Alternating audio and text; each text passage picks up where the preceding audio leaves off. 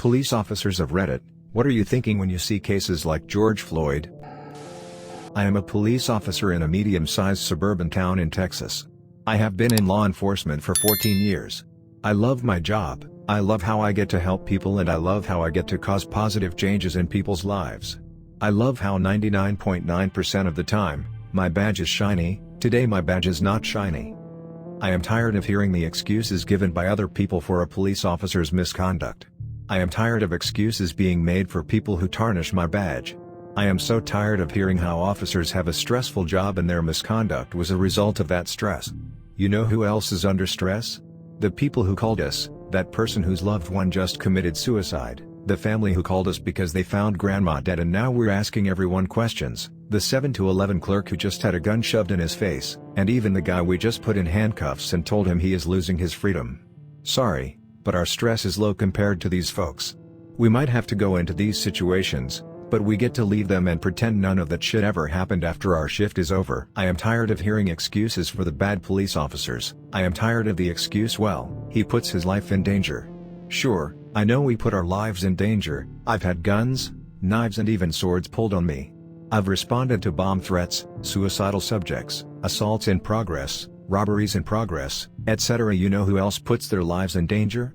Firefighters, deep-sea fishermen, loggers, people who step foot outside their homes in Chicago. We are trained to deal with danger, we are provided with equipment and training to help us survive those dangers. Do I face an increased risk of not going home? Sure, but that's why I am at an increased level of awareness at work, so I can respond to threats appropriately without panic and over-responding. I am tired of hearing about the thin blue line. I believe in the thin blue line. I believe in looking out for my fellow officers. I don't believe in hiding the misconduct or unlawfulness of other officers, and I have always spoken up. What many forget, standing behind the thin blue line doesn't mean concealing the misconduct of other officers. It means confronting those officers so they don't do something to ruin their lives, the lives of others, or violate the law or code of conduct. It means walking up to the officer with his knee on a suspect's neck and saying, "Dude, this is too much, stop," before the officer commits murder. It means walking up to the officer who has been drinking all night and saying, "Dude, I'll give you a ride home." Instead of hiding misconduct, prevent it. Help your fellow officer not do something to ruin his life or another's life. If you do see misconduct, address it, take it to the appropriate level. Stop tarnishing my badge. We took an oath to uphold the law, uphold our ethics and protect our communities. Sometimes that means arresting other police officers or holding them accountable for policy/ethics violations. This officer violated the rights of George Floyd and murdered him through his actions. The officers who were on scene and failed to act are just as responsible. There are multiple videos of this incident and there is no real question as to what happened. For those folks who wonder what makes it murder or manslaughter. Murder is the act of causing death to another human being through an action which a reasonable person would know, or intend, could result in the death of the victim. Manslaughter is the act of causing death through an act which is reckless in nature. Every officer in America is taught about positional asphyxiation, and while some departments allow neck restraints, all officers are taught the dangers of neck restraints and are taught not to apply pressure to the back of someone's neck or head when they are prone out on the ground in handcuffs. Floyd was handcuffed with little resistance and they were able to walk him across the street to a patrol unit. Floyd can be seen in his surveillance video falling to the ground next to the unit on the sidewalk side of the unit. Cell phone footage then shows the officer on top of Floyd's neck on the opposite side of the unit, the street side. There is a random man in the background telling Floyd just to get in the car and he can't win. Floyd can be heard saying he knows and he's done. This implies that Floyd may have resisted or attempted to escape, but was still restrained in the handcuffs. Floyd can be heard multiple times saying he can't breathe. The cell phone video shows the officer kneeling on top of Floyd's neck for at least 8 minutes, with around 4 of those minutes with Floyd being unconscious. Even if Floyd did attempt to resist or escape, there was no reason to hold him down for 8 minutes. What was the point of restraining him for so long? Why did the other officer not assist the primary officer with restraining Floyd so they could get him in the patrol unit quicker? Why did the primary officer continue to restrain Floyd by his neck after Floyd became unresponsive? Why can the officer be heard at some point asking Floyd if he is still a tough guy? I can only come up with one answer to all of these questions, and that was the primary officer, Chauvin, wanted to prove to Floyd that Floyd was not such a tough guy. I see an officer assaulting another human being, going beyond taking control of a suspect, using force as punishment and ultimately causing the death of another human being. I see a second officer who stood and watched and did nothing, despite knowing that what the first officer was doing was a violation of law and policy. I see officers who were trying to get back at Floyd for running his mouth and resisting an arrest by using force they knew could result in death or serious bodily injury in a situation which did not justify using deadly force. This officer committed murder, plain and simple. This officer tarnished my badge and the badges of all police officers. Worst of all, this officer tortured his victim for 8 minutes. Imagine your last thoughts and memories being those of a police officer, a person who the public is supposed to be able to trust, placing his body weight on your neck, slowly asphyxiating you against hot asphalt while he asks you if you're still a tough guy. I hope this officer, and any officer who allowed this to happen, is tried and convicted. It's going to be some time before I can polish my badge back to a shine. In the meantime, a family is suffering, a community is burning, all because of one guy who should have never been an officer. What do I think? I think assholes like this make my job that much harder and damage the trust I work so hard for. I think assholes like this ruin people's lives and ruin families. I think assholes like these should be stuck in a prison with all of the people they ever arrested.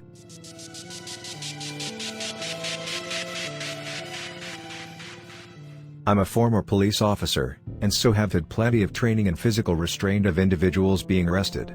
There is no police academy training officers to kneel on someone's neck to subdue them. That's how you kill a person. There is extensive training on how to avoid seriously injuring a person while restraining them. And I guarantee you every one of these officers was trained to never strike a person in the neck or choke them. The officer who killed him is very clearly liable for manslaughter at the very least, and I think the other officers who stood by have some accountability as well because they knew damn well that was not how you handle a person, and should have stepped up.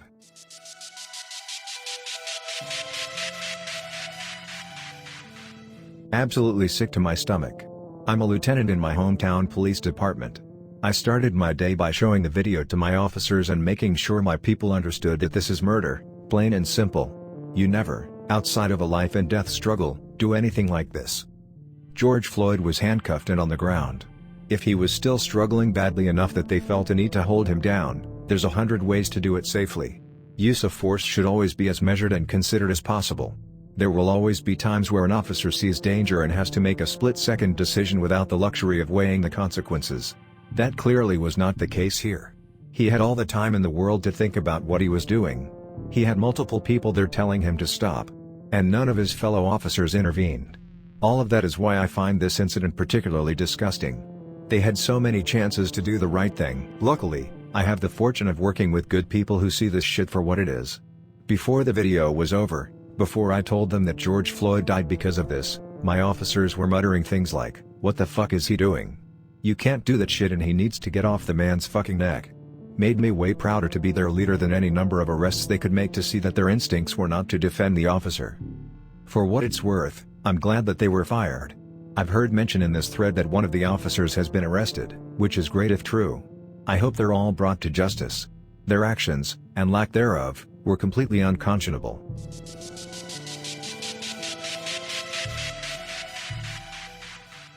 Not a local, I'm a Fed. 5 years into the job. George Floyd was murdered and it's fucking disgusting. We're trained that anything involving the neck is a no-go and is considered deadly force. We were also trained that if you make an arrest in a prone position, you search and then immediately move them onto their side or a seated position because the risk of asphyxiation is so great. If a suspect says they can't breathe, believe them and take measures to correct to it. This training is reinforced at least twice a year in our use of force training. These officers deserve to spend the rest of their lives in prison.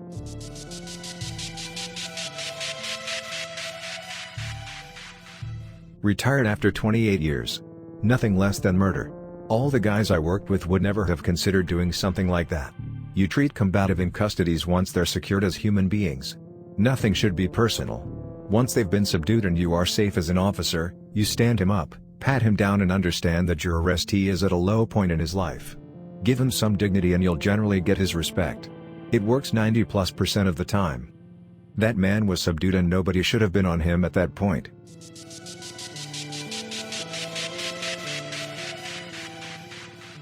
I'm a police officer in California. I am absolutely disgusted by the officer's actions. When someone is in our custody, you must treat them properly.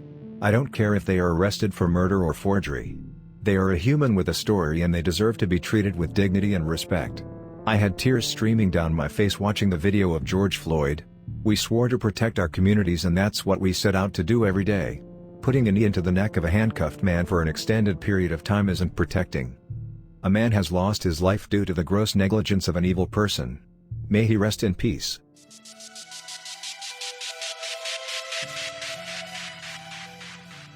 Was cop for nearly 10 years before being taken out with an injury, stayed in support role for 2 years before leaving. Everything was wrong. I can't tell you how much in the academy, textbook and in DT, you're told, and it's stressed, never choke, no chokeholds, do not put pressure on the neck or spine, from any direction, unless it's life or death, and you better be able to prove it. Secondary, never leave someone in the prone position. The worst part is, he stared at him as he was fading. He could hear it and he watched as he stopped, and passed out. Then it gets uglier, he continues to hold the pressure. If he got up, there's a chance he'd have survived. Straight up homicide.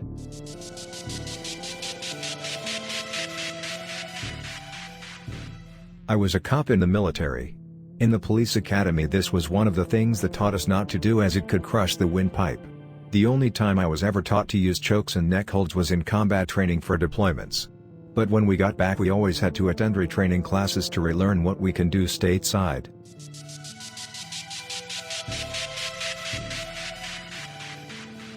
Sheriff's deputy here, and I must say that I am disgusted by the unnecessary loss of life. There are moments that make me regret what I do, and this is one of them. I've met my share of racists wearing a badge, and I'm ready for a career change. The oath we take is to uphold the law and Constitution, so for the officers on scene there that could have stepped in and prevented this, fuck you. One bad apple always ruins the bunch, unfortunately. I pray for the George's family and that justice is served. Throw away for obvious reasons, and yes, I'm a white male.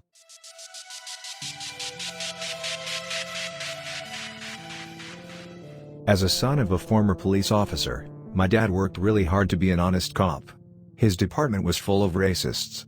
They didn't like him because he was a decent cop. They couldn't do anything wrong in front of him. We saw the news together and I saw him wipe a tear, but tried really hard to hide it.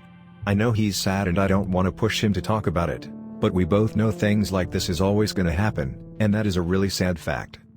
I can't possibly understand why a human being would do something like this.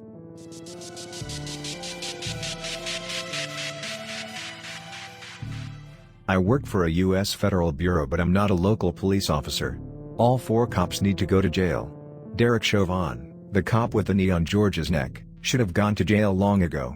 The guy apparently has a history of doing this. This is his 3rd time in 15 years. Black people need to keep fighting, and white/Asian/Latino people need to support them.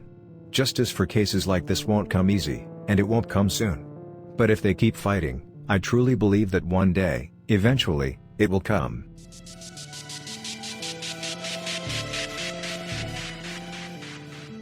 A post I can finally answer. Based in Scotland, I'm a police officer with 5 years service, 2 of which I have been a part-time officer safety instructor.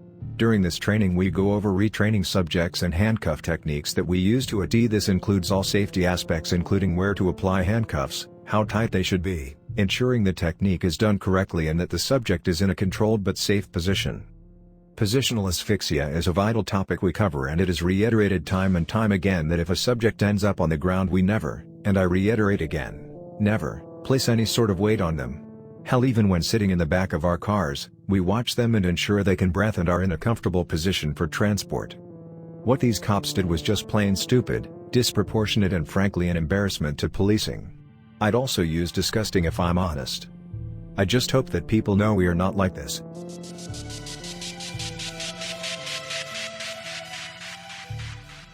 I'm British but live in America. There is such a different mindset to policing back home in my experience, albeit I grew up in the countryside and lived in a quiet city. My friend is an officer today and he was trained to use his words, not his weapons, on first instinct. He said you are supposed to police by consent. It's police service, not force after all. I know Hot Fuzz is a comedy, but when Simon Pegg tells Nick Frost his most important tool is his logbook, it's so true. I never feared the police when we were out and about back home. Probably because your average Bobby doesn't have a gun. In America, I'm not so sure I have that same confidence. Those that join the police to wield power and fear need to be rooted out. Those that stand by and say nothing of their colleagues who do wrong also need to be gone.